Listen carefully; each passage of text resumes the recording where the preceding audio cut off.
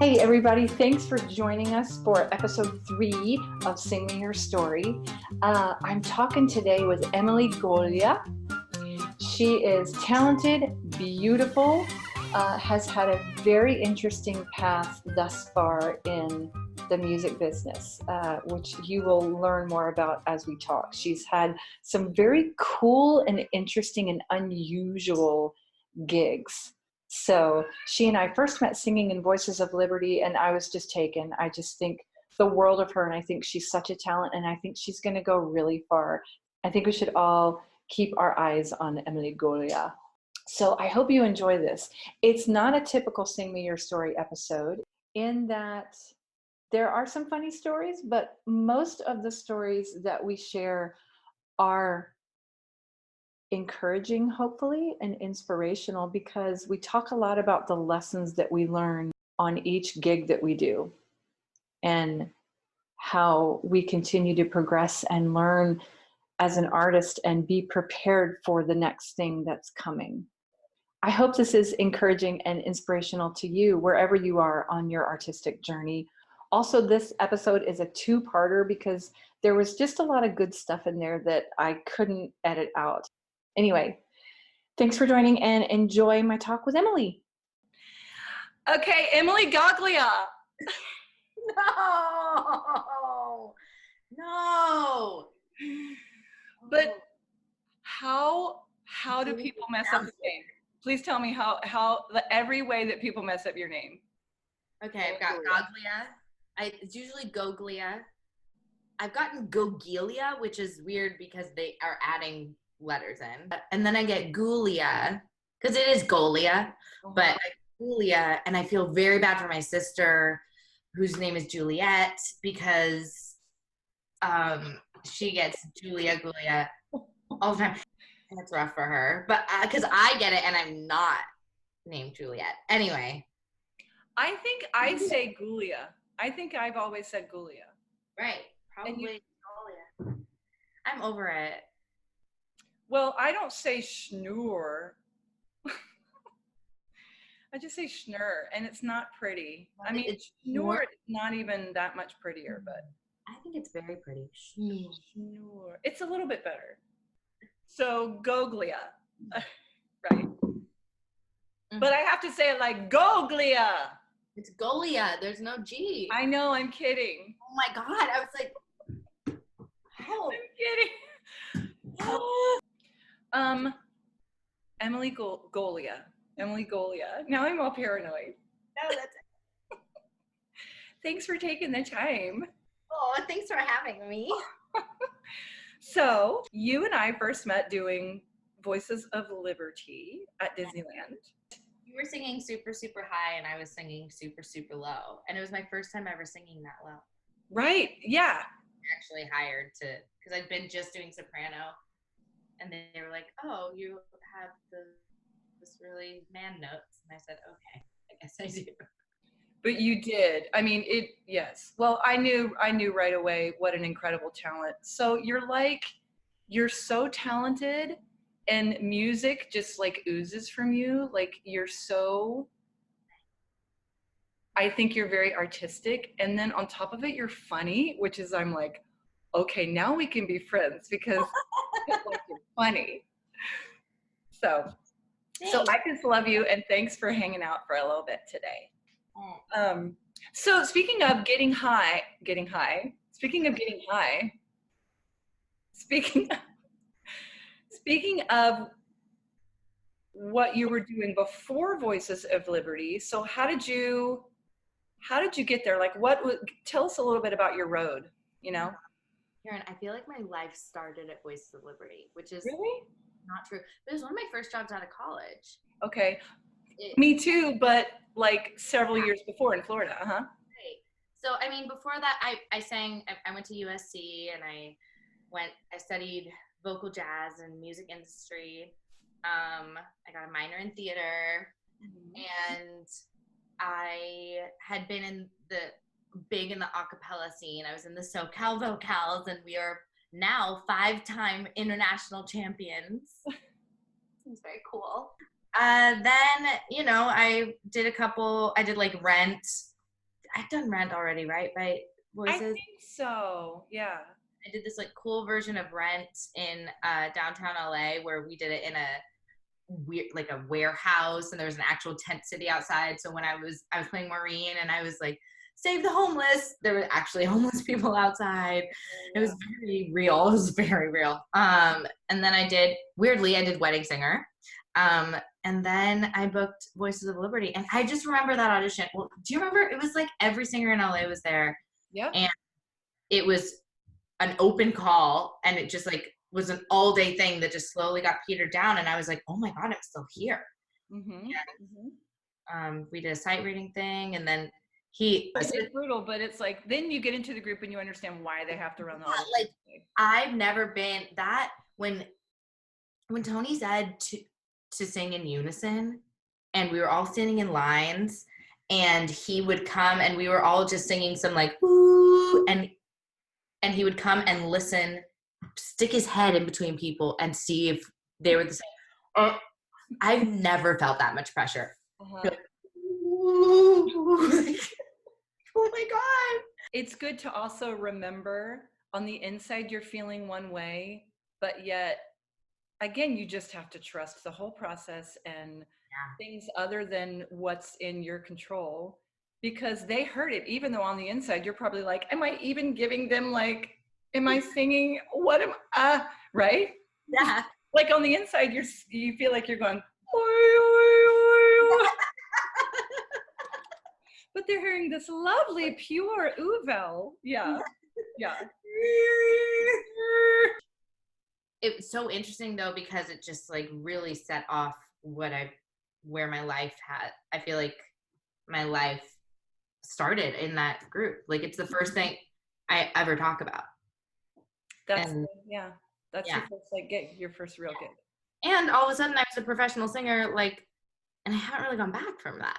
That's awesome. You know, like I've had like very few side gigs. I'm lucky in that like I haven't had to have many survival gigs since then. Like I started there and then just have been able to make it kind of work. But tell us then, how did it continue then after Voices? Because we were there for what, 2 years? Yeah, maybe a year and a half. I think it's more like a year and a half. Well, I got another job at Disney. I was doing Red Car News Voice. And then I moved then I booked the Sing Off. Oh, so a lot of people probably know you from the Sing Off. So can you talk a little bit about that? The Sing Off was a show on NBC about a cappella groups. And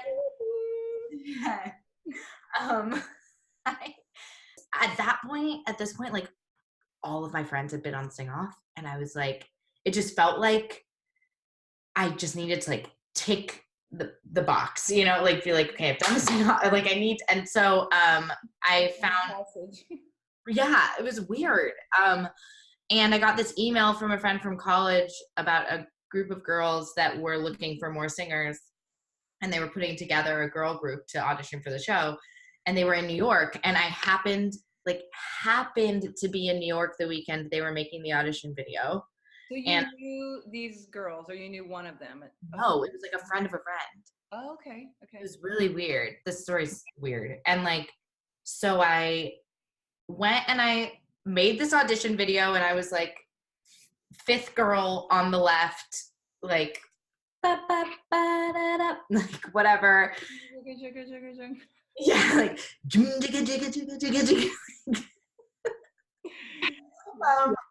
and then like had the rest of my vacation in New York. Like I like did this weird audition video for 2 hours, went like, he was like, yay, Broadway shows, and came home and found out we'd gotten on the show. So when we got in, I had this really weird experience of like, I was with a bunch of women that I didn't know, and they're all really smart, incredible women. They went to Brown, like they were like wonderful, wonderful women. But I went from like fifth girl on the left, slowly, it was a weird thing. Like they would come in and they'd be like, hey, Emily, can you do some riffs on this bridge? Like I wasn't the lead, it was this other girl named Emily. 2, which was weird. So Emily Romeo was the lead, and she's wonderful, and I'm obsessed with her. And but they'd be like, Emily Goglia, like, can you riff on the bridge? And I was like, yeah, that's fine. And then they'd go away, and then the producers would come back and be like, cool, can you do some harmonies with her during the verses? And I was like, yeah, that's great, cool. And then they'd come back and they'd say, great, so that was awesome. Can you two switch off every other line in the verse? And like suddenly I was soloing, and I was like, yeah, that's fine. Like, I'm happy, but I also like, it was this weird feeling of like, this isn't my group. Like, I'm here to just hang out. Like, I just want to be on the show and have fun. And it's a reality show. We have no control over anything. You know, and like, I knew that going in, a lot of the girls didn't. So it was like trying to explain, like, cause I'd had so many friends on the show, like, and then right day of when we started, they were like, okay, everything is great. You guys are wonderful. We're just going to have Emily Goglia open the song. And then we're going to, so you guys just switch everything. Emily's starting. Bye. And we walked away, and it was like, again, like, I felt terrible about it. It was really awkward. But the girls handled it well. Like, well, good. You know, they knew me, and they knew that I wasn't like out there being like, blah, me. Like, it was just, I think the producers knew me, and they wanted a certain thing, and they liked the so Emily and I ended up like being the 2 soloists for the group. And it's great, and we all became really good friends, and blah blah blah. And Emily's on Broadway, and she's amazing. But it was a weird non-ego balance with a bunch of women. It was kind of tense, but it ended up being like, you know, if you're a professional, you should be able to handle it. And it is like, going through that for probably everybody had a different thing to learn from it. Cause it's like, if you're the one that gets put on the back row, you have to learn how to take it. You also learn, like, in that situation, it's a whole lesson that it's like, oh, this is how TV works. This is how production works. This is how every 99-cent theater director wants to, you know, it's like, and you know about it and you hear about it, but until you experience it and are on one side or the other of it. Yeah. It also, like, I didn't fully get to enjoy it either. Like, it was a really cool thing that I'd been taken from the back and literally brought to the front. And I was too, I don't know, maybe not too aware, but I was just like so aware of everyone in the group, because like, it is a cappella, and group singing is such a group thing. So we came out of it, and we did a really good job, and it's cute. So do you feel like you're like, it was hard in the moment, but it had to have taken you to a different place artistically? Like, you know what I mean? Like, just kind of a reassurance of, okay, I am a lead, you know? That it was like, there was a moment during that show when we had a rehearsal, and I don't know how to say this in a way that's not cheesy, but like, I dampened my shine. Like, I tried to blend in and like didn't have like the spark in my eye. Like, I felt it. Like, I was just like, I'm just gonna perform and be normal. Like, I was having a huge internal struggle of being brought to the front. It was like a really big weird thing for me. We went through this like camera rehearsal right before we did the show, and the producer came up, and I'd like just tried to blend in, and he came up and said, what happened? And I was like, well, I didn't want to be too musical theater or like too shiny. And he was like, no, that's why you're in the front. So don't do that, and walk away. Like, never do that. And that was a big lesson. Like, I don't know, I was 21, maybe 20. No, wait, I was 24. I don't know how old I was, but like, it was a really big lesson of, I think I spent that entire experience on the sing-off trying to blend in. And I don't know if it was because I felt like I didn't belong or something, but I had all that. Yeah. I mean, it makes sense. All the emotions and the other girls and it wasn't even your group to start with. And no, I was like, hey, yeah, I'll audition with you guys. And I just felt like, oh my God, all of these college friends, and this random girl is coming in. They don't even know her. Like, what? Um, No, but but that's really good because, well, when you sing with a group, everybody has to know what their role is, first of right. all. And that's really, really important. And that's a whole other lesson to learn. But also, what I'm hearing you say is just take it and run with it. Like if you're given an opportunity, use it as a chance to learn about yourself artistically, as well as give them what they want and blah, blah, blah, and all that. Never take an opportunity for granted, as far as, let every experience be a new chance to grow, Right. Yeah. And like, yeah, really, yeah, allow yourself, I mean, you just said this, but allow yourself to expand and learn from the people around you and like grow through other people. Yeah. As well. Yeah. And also when you are the leader, with you guys in Voices of Liberty, I was never a leader before. It's funny because when you're like, that was my first professional gig. My mind. For me, it was like, that was like a place where I really felt like I am stepping into a new role right now. And so, oh my God, Karen, when I think of you, I think of the queen, like absolute, like everything we needed, like musically, emotionally, like we all turned to you. oh my gosh. Oh my God, that's like fascinating to me because you are such a leader. Isn't that funny? Yeah. My mind is blown. No, I didn't. But it's. I'm trying. I love you so much. Thank you. I love you. But it's like we were saying, step up to the mic and do the job that is required of you at that moment. And it's like, but everything that I did, even the missed opportunities, everything that I did leading up to it prepared me for that moment, whatever happened in Sing Off for you had to have prepared you for many other things. So speaking of other things, like what have you been doing lately? You've got a great bio. You've done like crazy gigs. Like you don't have this normal path, I don't think. Yeah, no, I've done weird things.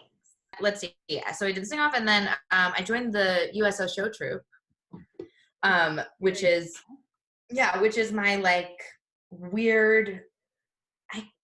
I guess it's like that's my survival job. But it's not like it. Your thing. Yeah, it's the same group that Bob Hope started. Okay. And so you're currently doing it. It's like they have. Yeah, I don't do it as much anymore because I'm back in LA now, and it's based out of New York. Mm-hmm. But that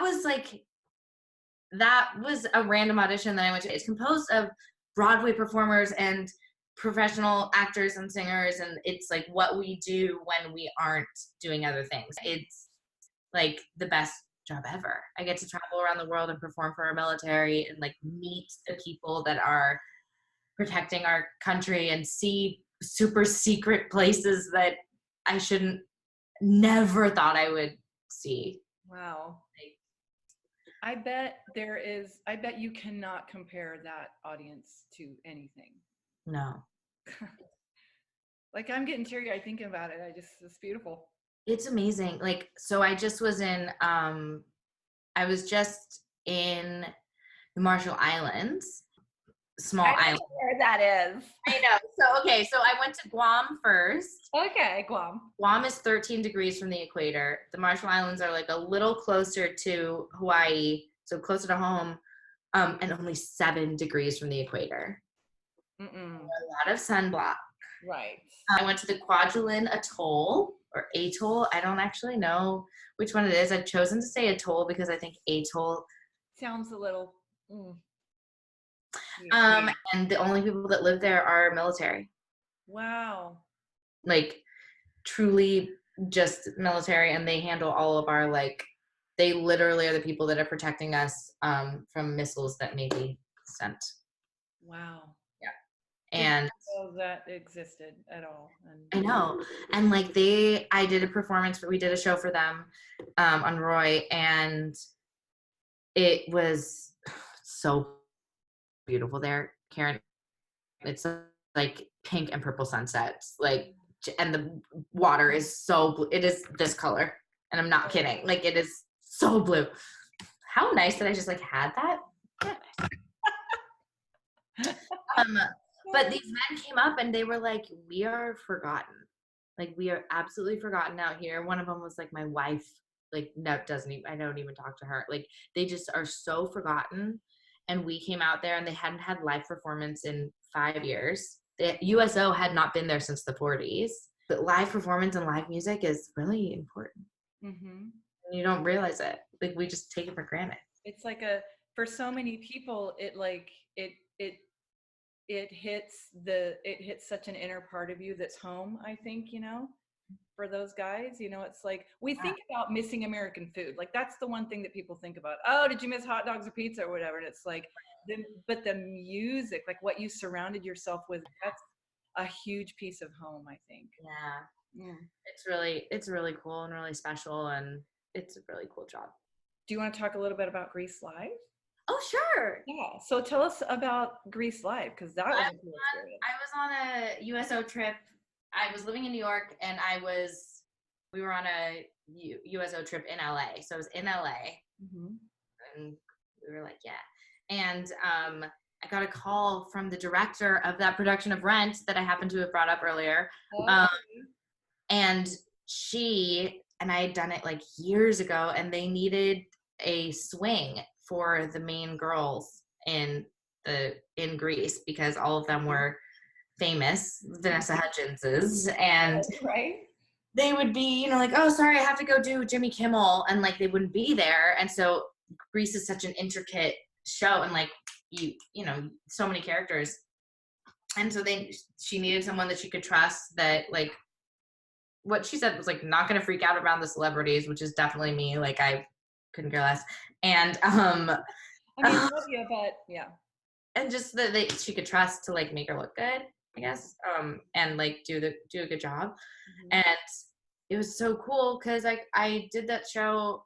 We had like theater rehearsals for a month, mm-hmm. and then the next month it was like TV film rehearsals, and it was so intense. Like, a camera would come here, and this character had to make sure that she bent over so that they could get the line behind, and like it was really, really specific for the camera blocking. But I did realize that I am great at swing work.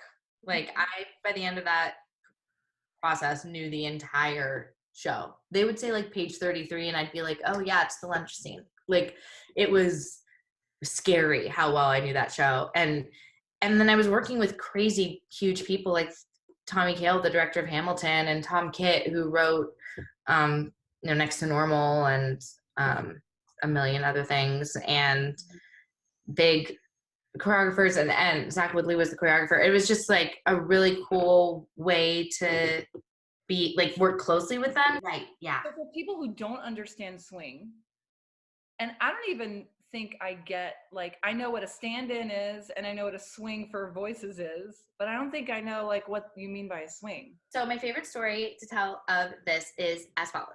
Stories! Okay, so let's do a story. I don't know if it's not very funny, but it'll be interesting. You're like, Emily, you're so funny. And I'm like, and then the military. Like, I'm so serious. So swing, basically, I just was there to stand in and do the lines of whoever wasn't there, of the, like, any female role. So I was playing everyone from Rizzo to Sandy to the shopkeeper who helped, like, fix up the car. Like, got it. All the things. Okay. And then, but what they never really had me do was sing, because there wasn't really a need for it. I was just there to like get through it. And so if a song happened, then they would skip over it and like move on. Mm-hmm. And I was like, fine. Like, so whatever. I like singing. But there was this one time that Vanessa did go be on Jimmy Kimmel. And they were supposed to be done blocking the Sandra Dee scene before lunch. Mm-hmm. And at this point, I was like not being used because it was all camera blocking. It was all rehearsals with the everyone there, like the actual stars of it. And they didn't finish, and I got a call after lunch when I'd probably like eaten way too much, have not warmed up, and was just like, whatever. And they were like, we're putting you into mic. And a call, who am I? Like, that's not what happened. A PA came up to me and said, hey, you have to get into mic. And we were on Warner Brothers stage. So and Grease Live took over like all of Warner Brothers. It had 2 sound stages and the whole outdoor area. And from scene to scene, we would hop into golf carts and be like zoomed down to like while doing a costume change, and it was really cool. That's so but we were doing the Sandra D scene, and like I had it all memorized, and I was playing Rizzo, and it came up to the Sandra D song, and I like put on the wig, and then like they were playing the music, and usually they would stop it, and they just didn't stop it, and they didn't stop it, and then it came time to sing, and I was like, oh, look at me, I'm Sandra D, and like did the whole thing, and I had the best time, obviously, like, and I took, you know, those things I'd learned from the sing off and like really ran with it, but I hadn't been warmed up, and I was like really in my head, and it was the first time, I don't know, everyone was there, and no one's looking at you. Everyone's staring at Video Village of like, right. Like, and it's Tommy Kail and Tom Kit and the head of Warner Brothers and the head of Sony and every single big producer ever. And the song ended, and no one said a word. Oh, Like, and even the girls, like, even they weren't, usually we'd be, I don't know, I was expecting like, oh my God, like, way to go. Everyone turned around and they were like, and I was like, oh, and I felt so uncomfortable and so awkward that I went over to craft service and just ate a Starburst because I didn't know what to do with myself. I was just like, okay. so and then, awkward. And then I heard, okay, great, reset, let's do it again. And I realized that was kind of the biggest compliment I could have gotten. Exactly. They're not here to make me feel good. They're not here to like be like, wow, like I did my job. Yes. We're back to that again. Mm-hmm. Yeah. I love this because that is another little lesson within this crazy world and industry. It's like